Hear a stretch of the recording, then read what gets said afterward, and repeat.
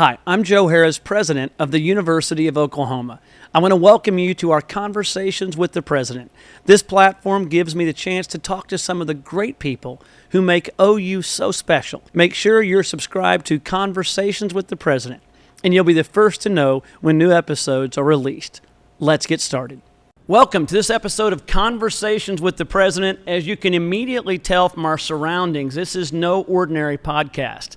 For those watching on YouTube, you'll note that we are in the home of the King, Barry Switzer. We have the Switzer Center here behind us, two very special guests here, the Gaylord family, Oklahoma Memorial Stadium. The date is July 1, 2024.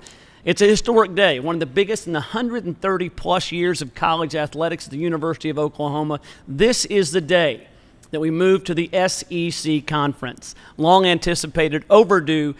Two remarkable guests. Both of them deserve a great introduction. I'll make it a bit shorter so we can hear more from each of them. We have with us Commissioner Greg Sankey, the Commissioner of the Southeast Conference. Thrilled that you're here with us. 22 years with the Southeast Conference, if I call correctly, and 9 years as the Commissioner. The bio includes a lot of things, including being co-chair of the Transformation Committee, looking at the future of college athletics. But all of us in college athletics know him, as described by Sports Illustrated, as the most powerful person in all of college athletics. Commissioner Sankey, thank you for joining us. It's good to be here. Thank you. And to his left, we have often self-described greatest AD in the country. I'm kidding you. That's everyone's description of him. He truly is the absolute best. Joe Castiglione's been here for 26 years. He was telling me this is the 26th anniversary date of the day we started paying you for this job. Yes. He worked a few months uncompensated, but the statute of limitations has rolled on that. If you look at OU, we have 44 national championships. We have 7 Heismans and 300 conference championships. But if you look at Joe Castiglione's tenure at the University of Oklahoma, 25 of those 44 national championships happened on his watch so far. So thrilled to have both of you all, two very dear friends, and one I've known forever, one the last several years. Now that we've officially joined today, I assume it's official now, Commissioner. You can move beyond the assumption phase to its reality. Thank God. It's been a while. Yeah. And well, I was thinking the longest 3 years of that 130-year history you referenced have been the last 3 years, I think.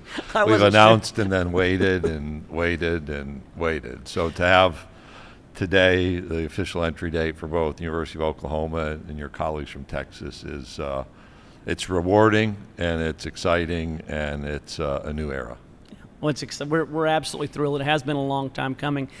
We like to officially talk about this when the story broke 3 years ago that we were coming to the SEC, but it started a bit before that. I thought we'd ask the two masterminds behind all of this just for some sort of, behind-the-scenes insight to how did this all come to pass?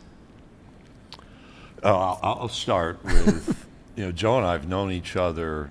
Just you interact in athletics at events or at scenes, and I can actually remember a call where I didn't assume anything was going to happen, where I said, hey, if it's ever on your mind that there's something else out there, let's just make sure we have a conversation before anything takes place. And that's reality. And there's all kinds of speculation that happens. But I really think the conversation that you and I were part of together, when the presidents get involved, that's when things change. And it's fine to talk around the edges, but the reality of talking with presidents about a future move that's historic. And I would describe the news back in 21 as the most subdued, big-time press release announcement of change that you could imagine. And that's a credit to the way you wanted to approach it, about being orderly and respectful. And that brings us here today. So Joe can fill in all the other blanks, but I really look towards, the first conversation with presidents as, wow, this is real. Yeah. Well, I certainly recall it. I was extremely anxious. But just to be clear, so Jay Hartzell, the president at Texas, and I were on that call. Pulling the strings behind us, in a terrifying sense, were Chris Del Conte of Texas, which if you know him, you understand just how funny that is. But he and his brother, the odd couple, Joe Castiglione, were looking for two presidents that would take the bait. Joe, why don't you give us the real perspective of how you and Chris cooked this up and how you convinced President Hartz and myself to reach out to the commissioner? I think it's apropos that we're having conversations with the president in front of microphones and cameras, because there's only been a few times where we've spoken about this publicly, other than, yeah, when we get there, we'll be excited. And to the commissioner's point, the day we're celebrating this, it's been intentional, because there's no shade thrown on our previous membership or any of the members of our time in the Big 12, Big 8 before that. We just wanted to do it a different way. Probably unlike what happens in conference realignment, we'll celebrate it when we get there. However, lots behind the scenes, a lot of preparation. Grateful to the commissioner from a certain point in time to invite both Chris and I to the meetings, and obviously you and Jay to the presidents and chancellors meetings, so we could be involved in the forward thinking, not just about when we join, but what's going on around us in college athletics on a national landscape. And then, of course, part and parcel of that is how we can work together to make the Southeastern Conference even stronger. But if you got to go back to probably, it's going to be close to 10 years ago now, and sort of some eye-popping decisions being made around college athletics, and the realization that this is not sustainable.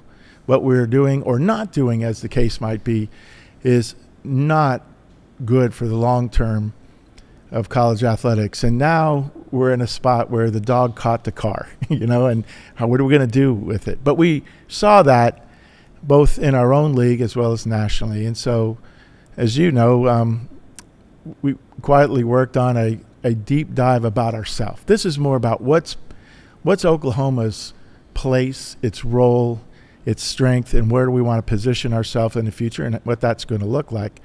And so before you became president, we were thinking about where's the best place for us to be stable.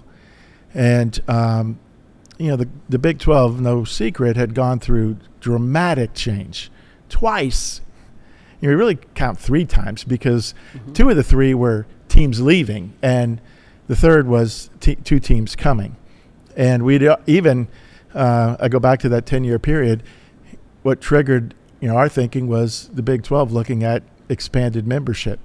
Not that it wasn't a healthy thing to be considering what should be best for the Big 12, but it provided an open window to what's really down the road. And again, we've talked many times, what's best for Oklahoma is, no disrespect to anybody, but that's our first challenge and first job. And so that's when it started, and the conversations with the president took place, and here we are today, and could not be more excited. Now I'll go back, I probably haven't even shared this with the 2 of you.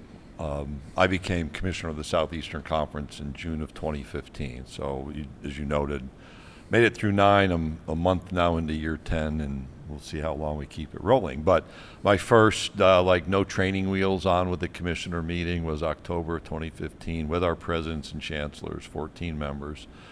And it was 3 years after our most recent expansion with Texas A&M and Missouri. And one of the presentations I made was a broad look nationally at conference alignments at the Autonomy 5 level, the Big 5 conferences. Kind of TV demographics, which are obviously shifting. But when you looked at the maps of TV households, it was a pretty interesting conversation to ensue about, wow, there's a couple where maybe one has high numbers but low kind of avid fans. Another one has low numbers and not many states in their footprint.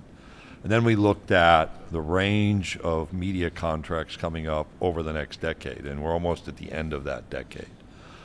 And that led to some hypothesizing, if you will, very academic term since I'm on with the university president, about what would happen. And you could think through, well, there could be mid-20s change that would probably start in 22. Now, we announced this in 21, so I was off by a year. But I, in that meeting, said to our presidents, my view is There'll be a couple conferences. I think the Big 12 and the Pac-12 will have some membership issues come when it's TV contract renewal time, and you'll have to think about how you want to proceed. And obviously we've answered that question, but it was important for us, 2 or 3 years after an expansion, not to simply be complacent in our thinking, but then to think forward again. And you've heard from me since you've participated over the last year, being attentive to what's happening around us still. Not that we predict anything beyond 16, but how do we understand what's happening? And we've engaged in that for the decade in which I've been involved in the leadership role. Yeah, it's been fascinating. It's been amazing. You've been right at on the vanguard of television contracts that change everything. I mean, the deal you made with Walt Disney, with ABC and ESPN was groundbreaking at the time and serves as a model for those going forward. I would love to spend an hour with us just talking about how all of this came to pass, because the story really is terrific. And when people think about conference realignment, they don't realize how complicated it is to choose a partner, to be chosen by a partner, and to go through all of the business and political issues that attach to it. It is, when Joe told me he had this idea, it sounded like a really good idea. And then when you start going through it, it really is intricate and complicated, and you learn just how much thought goes into it from the AD's perspective, the president's role, and certainly as the commissioner. We're sitting here. This is a huge day for us moving into the SEC officially. I think one of the big questions that everybody has, and certainly it's one that we think about a lot, which is this question of, I say twofold. One, where are we in college athletics right now? What do we think the future really holds? We knew 3 years ago when the U.S. Supreme Court voted 9-0 in the Alston case that everything was going to change. We knew at that moment, and it's taken a little bit longer than some thought for some of that to play out. But as you sit here, everyone really looks to you too, as the lead AD and the lead commissioner in the country. As you look at it, how would you describe first the present landscape of intercollegiate athletics and what you think this moves towards? I was asked to describe where we are and like my hope for change. And so I'll go back a couple years ago. We had a little bit of tension around a football coaches conversation, name, image, and likeness. And when our coaches met, my observation was, look, it's never going to be the way that it was. So we've seen today some historical footage from the archives at the University of Oklahoma. And those were great times and great legends, great stories, great people. It won't be that way. Now, a lot of the core of what we do can remain the same. The education, the opportunities, the competitive experience, and the fan environment. That can remain the same, but we're going through this process where states have started to force change. And I think even bigger than the Supreme Court, the states started legislating how we'll administer college athletics. That's the change. And the Supreme Court provided very clear context for some of that change. But it's been incredibly hard, and you've been a part of those conversations because we had this model that was perceived as working so well for so long to achieve some kind of balance around men's and women's sports, to provide opportunities, scholarships, education, legacy. I've met young people who I'll see on campus and they're playing in the NBA or the NFL. And I'll ask, well, why are you here? And they say, well, this is home. And those are heartwarming stories, but we're now in a situation where litigation, legislation, and the economics are going to have to change the way we warm our heart a little bit, if you will. I think the hope that we have is there's discontent, and I think that discontent exists across the spectrum. So I think politically, you have states legislating, you have attorney generals making observations and actually filing lawsuits that force change. You have young people, student athletes, who say, this isn't really fair. For me to line up across the line of scrimmage or to tip off a basketball game or be on the opposite side of a volleyball net or stand in the batter's box, to not know that the people on the other side in the other uniforms are held to the same standards that we face among our team.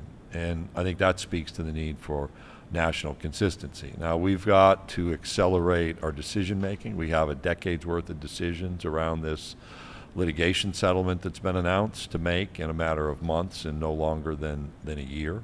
But we also need a return to national standards. And with the court commentary and the state activity, that's not going to happen unless we're really connected and we can accomplish things at a state level, or we have some clarity around congressional interest, but not just interest, the commitment to resolve all problems. And I would observe that in the midst of an Olympic year, which as we record this, we're just a few weeks away from the Olympic Games, where we, the college campuses and college athletics, are the support system for the U.S. Olympic movement, the U.S. Olympic competition. We need those national standards and that national participation. But we've got a responsibility first to start to solve our own problems. Yeah, those are some deep and serious thoughts. Joe, do you want to amplify those or add some more commentary? You know, for us, much like an institution, athletics is built on creating an experience that athletes want to choose to be part of. You know, we're not in a draft system. They all, pro leagues, they put themselves into the draft to be selected by the teams.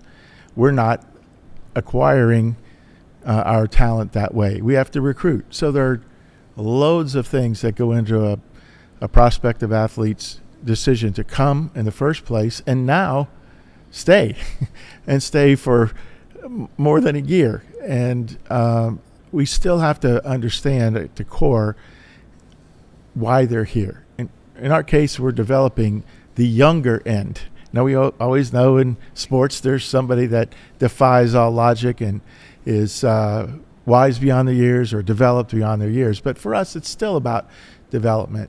And as we navigate this very complex environment, there was an easy solution. We all would have picked them by now. The best thing we can do is understand what puts our programs in a position going forward, and most importantly, how do we keep it tethered to education? Because that's a differentiating factor. Pro leagues, they all want to win at the top level, but they are built on parity. Not a lot of parity in college athletics sometimes, although we have to think in some ways building a model that's good for the greater good, because it allows people to be involved in sports. But for us to come back to the core of why we exist, what attracts students, what attracts athletes in our case, what keeps them here, how we pour into them, new model. Don't try to connect it to the old way. Think of something entirely new and set itself up for success in the future. Yeah, it's fascinating. I mean, here I am asking questions like some disinterested third party when the truth of the matter is that you were very kind in the way you characterized it, but there is this reality that we are changed, that we have to find these consistent national standards. The truth of the matter is people like Joe Castiglione and myself can engage and are a part at times of the race to the bottom, that if one state does something, then we have to do something. And the reality around that is that that game theory results in everybody losing. And there are great pressures to do that. But, I mean, you've expressed it. We have the Olympics coming up, right? As you said, 75% of Olympians come from colleges, but none of those sports make money. Right. So it's not like the NFL, where they have one sport to handle. We just celebrated, 52 years of Title IX. And women's sports have been really enabled because of intercollegiate athletics. From a financial proposition, that does not make money. And so, how we accomplish these objectives is critical, but there are natural tensions that could create a failure, where each of us, individual universities, individual states, crafts our own law to try and be just like the other person that we fear is going to get ahead of us. But that can actually crater the system. So what is the best, how do we accomplish in the strongest conference in the country? How do we accomplish what I heard someone in one of our meetings describe as the two essential things, which is, number one, to not lose the essence of college athletics? How do we accomplish that given these conflicting interests? So I think part of that is to go through, and that's a fair evaluation of what brought us here. And my reference to our conversation with coaches, it's never going to be the way that it was, but it doesn't have to be the way that it is. And what's not productive in that circumstance is simple solutions that are proposed constantly. Like, there's no easy button for this. And so the ability, I define a simple solution as when somebody says, if they would just, and then fill in the blank. Right. So if they would just change the NCAA president, we'd be out of this. If they would just break off and leave everybody else behind. Those are defined as simple solutions. So then let's look through the complexities, which I think gives you a bit of a prescription. So diagnosis, then a prescription. Decisions made in the past put us here. So decisions to litigate, to not litigate, decisions to allow states to begin that legislative process without looking at litigation options that would have created a venue for a negotiation and a settlement and a structure. Huge error 5 years ago at the national level. The difficulty of moving economically because we're in this big room of disparate interests.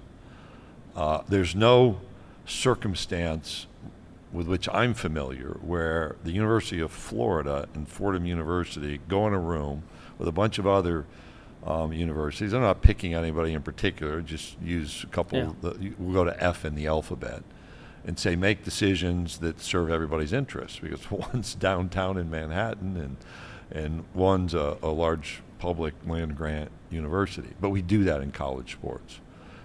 We have to reconcile these issues, and my view has been there are 5 fields of play. We have to deal with the court issues. We have to try in Congress for a national solution.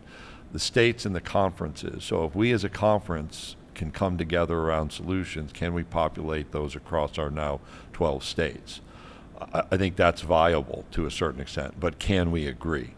And then what can the NCAA actually do? And I think you have to reverse engineer the NCAA's existence to ask, what is it supposed to do? And then what does it need to do to support those efforts, which I think are largely championship related. So then you play back up the system and say, well, we're in a circumstance where we have to resolve litigation. I think what happened with the NFL the week before we're recording this podcast and their antitrust decision informs a settlement. What's the most you can get out of that, and then what's the rest of the work project on those 5 fields of play?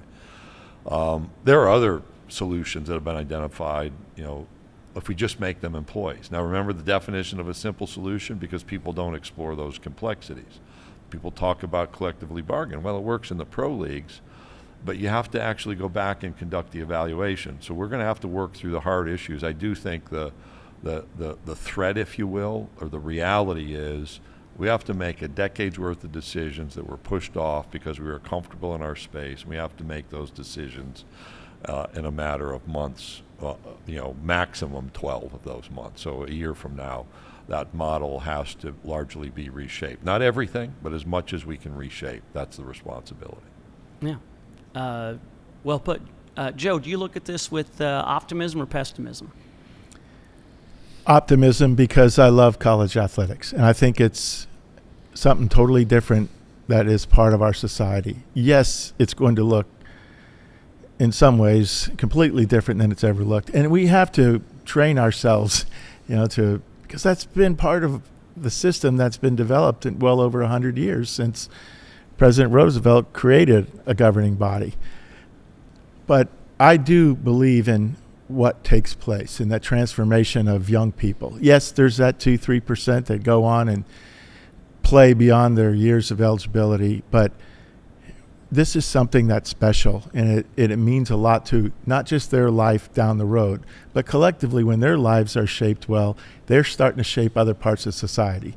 And I don't want to get into the philosophical part, but that is a really big takeaway from college athletics, because it trains people in areas that even universities, as much as the degrees are great, it trains them in leadership and other things that can serve them well. And for us, I have great hope that we'll find the path forward. As bumpy as it might be between here and there, I have great hope that it'll find its way, and the North Star will guide us.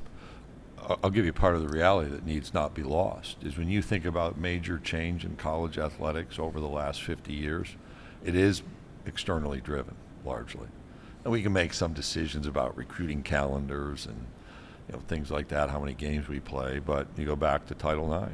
There was a participation, but that was driven at the congressional level, something locally here. And in fact, we're going to have the Board of Regents Bowl when Oklahoma and Georgia play in the regular season someday because of that lawsuit, which changed the nature of TV agreements and conference alignments that still play out.